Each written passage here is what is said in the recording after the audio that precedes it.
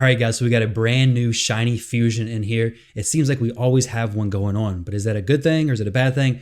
I don't really know, but what I do know is this one's going to be a little different, especially if you're a newer player.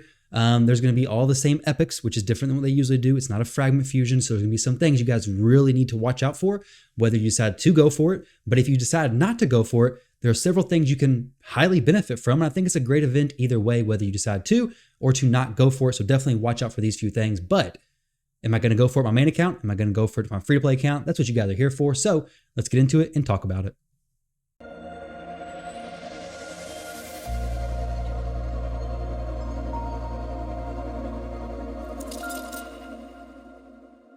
What's going on, everybody, and welcome back to the channel. Hope you're all doing well. Sorry I missed yesterday's upload, but it seems like for whatever reason I missed yesterday's upload and I've somehow lost my ability to speak to the camera because no joke, I've literally tried to do this video about 10 times. Doesn't make sense. It's a pretty easy video. However, it's just been difficult. So we're going to try this to be the last take. And if you're seeing this, this was the final take. So the Fox Hunter fusion that's going right now. Go in here, news, read more details, okay? You can see this whole big image and see the whole thing laid out right in front of you. Now, one thing you'll notice is you need 4 of these champions. You have 4 different events to get each one of these champions, okay? So they're mixed and matched between them. You can see all the information right here. However, if you want an extra copy of the Magic Dwarf, which is actually a really good champion, I think I did a guide on her yesterday.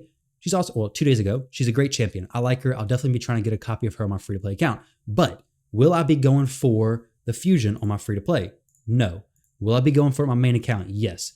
Now, my main account, very far progressed, not a big deal. I'm not going to set my account back anyway if I go ahead and go for the fusion. I have the resources, not a problem. However, on the free-to-play account, this fusion, especially if you're a newer player, guys, you may not have had a fusion similar to this. All of these champions are the same affinity. We have some magic affinities down here at the bottom. The Magic Dwarf, you got to make sure to get her fully ascended, rank 5, level 50, okay? That is a lot of investment as far as leveling champions go. Not only do you have to get her to that stage, you also have to get all these champions at the bottom to level 40, 4-star, fully ascended, okay? And they start at 3-star, right? 3-star level 1. So keep that in mind. It's going to be a big investment. So you guys definitely have to watch for that. But also, while dungeons are easier to get potions from nowadays than they were when it was only stage 15, they're still not super easy, especially if you're a lower level player. Like my account right now, I'm not going to be able to get that many potions. I don't have that many potions saved up. But if you've noticed, you're going to need a ton of magic affinity potions. So guys, if you miss this, the potion rotations and you end up getting to where you're ready to fuse the legendary, but you just need to ascend the Magic Dwarf several times across the whole board, which will be 4 of them. It's a lot of potions you're going to need. So make sure whenever this Magic Keep opens up that you're doing this. If not, you're going to find yourself having to either unlock this or take out the wallet, take out the credit card and purchase some of Plarium's potion offerings to hopefully be your saving grace, or you're going to do what I see a lot of people do and miss this by just like a few potions, go to Reddit and say, oh no, I missed it. And then everybody's going to feel bad for you. Maybe get some Reddit karma over there. I don't know. But either way, guys, you got to be very careful about that. These events, the fragment fusions aren't terrible because you just get the fragments, go through the events, get it, no problem. Pretty easy, right? This one takes a lot more work, takes a lot more planning. And if you miss one of these champions throughout, you're really going to be fighting yourself to get the champion to be able to actually do this. So keep that in mind. Now for the Summon Rush, my main account, I'll be able to do this. So I will plan on getting an extra copy of this champion because I do think that dwarf is pretty good. On my free-to-play, I will be getting a copy of her, building her out, and likely using her. I think she's going to be amazing on Spider. However, I do need the books. But during the Summon Rush event, it's going to be all 10x events for the couples champions. So Siphi Rhodos, Venus, Cupidus, you know, all those typical champions. 10x events, not good. There's so many champions in the pool. To be honest, if you want to pull for the Summon Rush to get the Magic Dwarf, go for it. But if you're going to pull for those champions, good luck. It's going to be difficult. Obviously, it's going to be easier for the voids, but keep in mind, we're probably going to have 2x voids, I believe, in a few weeks. So it's going to be fairly close. I believe we have 2x sacreds next, and then we have 2x voids. So it'd be what, 4 or 5 weeks, somewhere around there away. So keep in mind, if you're going to invest all your voids during a 10x event, you may be pleasantly surprised or maybe disappointed. So either way, just be prepared for that. I think 10x events are pretty bad because of how many champions are in the pools, but I guess for void champions, they're slightly better than non-voids because there's less in the pool overall. But let's talk about the, I guess, good side to this event. So the downside is that if you don't have enough potions, if you don't have enough resources to level all the champions and do all the events, you're going to be in a very bad spot. However, that doesn't mean on my free-to-play account, I'm not going to be going through these events. Now, This is really good for like earlier game accounts, mid-game accounts. Now for later game accounts, this doesn't really matter because you have plenty of 3-star champions, but none of these champions in this fusion I really care about. The Cage Bound, the Void one, he may be okay, but honestly, there's so many rares better than him, and I just don't think he's really even worth keeping. Honestly, none of these rares really seem worth keeping. So what I'll be doing is I'll be doing this event to get this rare. Boom, 3-star chicken, easy, right? Level it to 30, just feed it. Either way, perfectly fine, good food. Ice Golem, if I get to 1650, if somehow I end up doing this, then boom, I can get the chicken from here. I can get a minimum of a 3-star chicken, but a potential of a 4-star champion who I could use, or maybe even a legendary I could use, and then possibly even get some relentless artifacts, maybe even get an ancient shard from over here. So if I push up to this point, I could definitely get some of that stuff over there, but all these events will be a pretty similar thing going on, right? Even in the events column over here, go ahead and push, do the events like normal, you're still going to get benefits, because before in the fragment fusions, all you would be getting is what? Okay, I've earned 0 because it's complete. But in the fragment fusions, all you'd be getting is the fragments, right? So if you're not going for the fusion, it's just wasted space. It's useless. But for this, even if you're not going for the fusion, you're going to be getting those 3-star champions no matter what. So it's still going to be a benefit to your account. One thing I really want to stress, I should have said this earlier in the video because 5 minutes in, hopefully the people who need to hear this are here, but you don't have to go for every fusion, all right?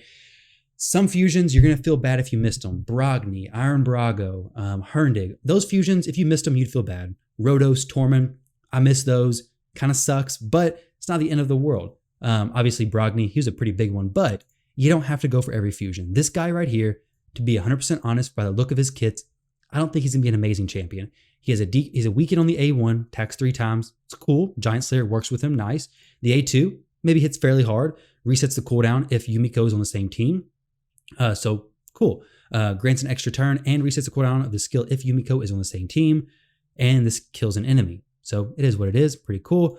A3, but you need Yumiko, right? Yumiko, Void Legendary Champion. Going to be pretty difficult to get. The A3, AoE, Block Active Skills. Block Active Skills is a good ability.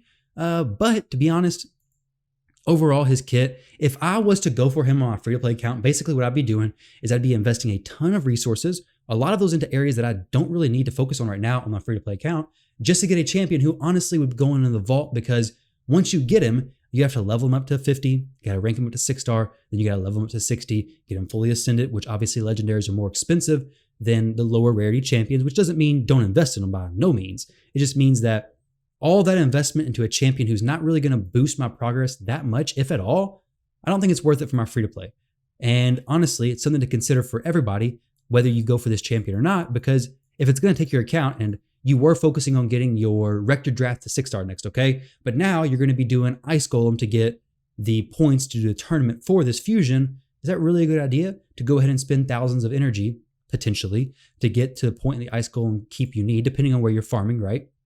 Is it worth spending all that energy, spending all those gems to do whatever event you're doing to get this fusion? Because you're also going to have to level up those champions. Obviously, yes, you can level up the champions, do all that stuff, plan it out, do it during the champion training event, do it during all these events. And we have a champion training tournament right at the end. So essentially, you can get all the champions, do the training tournament at the end. You'd be pretty good. That'd be using your resources efficiently. But if you haven't prepared with like good energy potions in the mailbox, good gems saved up, good quests able to claim, you got to be mindful that you may come to a point in this fusion. Well, this is with most fusions, but especially with these type of fusions where you have to get the epics all leveled up, you have to get the rares all leveled up too. You may come to a point where you realize, crap, I don't actually have enough resources to invest in this guy. I've spent the last week and a half, almost 2 weeks. I mean, this fusion is going on for what?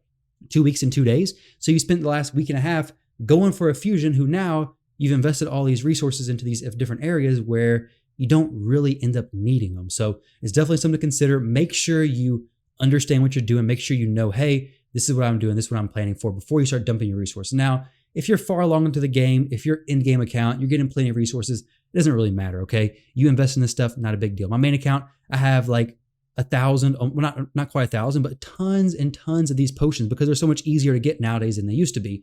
But on this account, nowhere near it. Trying to get those champions ascended, I'd have to farm the Magic Keep a lot.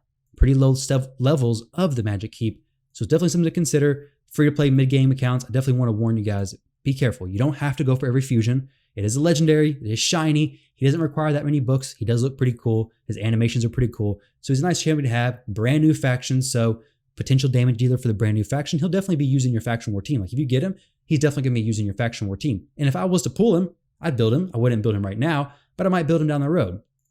I don't love some of his passive stuff. Overall, the champion seems kind of middle of the road, at least my initial opinions on him.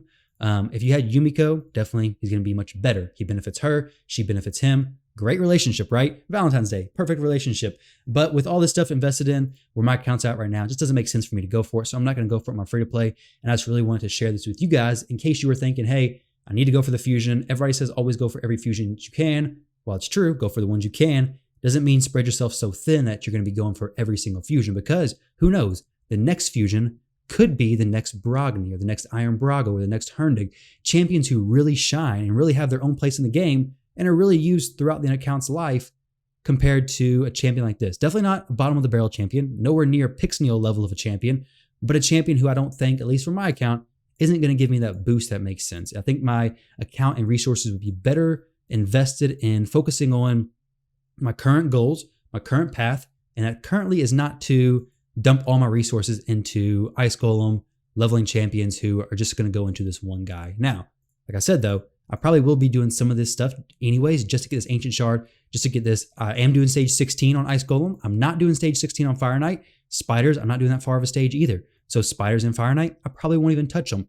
But since I am doing stage 16 on Ice Golem, I know, hey, every time I run this, I'm going to be getting gear. Versus anything below stage 16, it could be Bruise or it could be Mystery Shard. So I'm getting gear or I'm getting Ancient Shard. So Ice Golem, not a bad investment for my account. Any pieces of gear could be an upgrade. I have broken sets, going to be perfectly fine, not an issue whatsoever. Dragon, when that comes up, I will dump a good amount of energy into Dragon because Dragon lands right here. So it looks like February 19th, when the Dungeon Diver event lines up with Dragon, I'll dump a decent amount of energy into Dragon because I need the lifesteal gear, I need the speed gear, the whole 9 yards. That works out perfectly. I'll go ahead and try to get some Relentless gear from that as well. Hopefully win the side tournament rewards, maybe be able to get some good stuff from the Dungeon Diver. So hopefully all that lines up well. So I'm going to save my resources now, not worry about the champions for the fusion, not going to level them. And then whenever the events and the tournaments come, I'll still be pushing and going for them and then just pick up the 3-star foods essentially as I can, right? Not going to worry about leveling them, not going to worry about ascending them. So I'm not going for the fusion here, but I will be going for my main account. Granted, my main account, I have missed the last 2 fusions because of poor planning.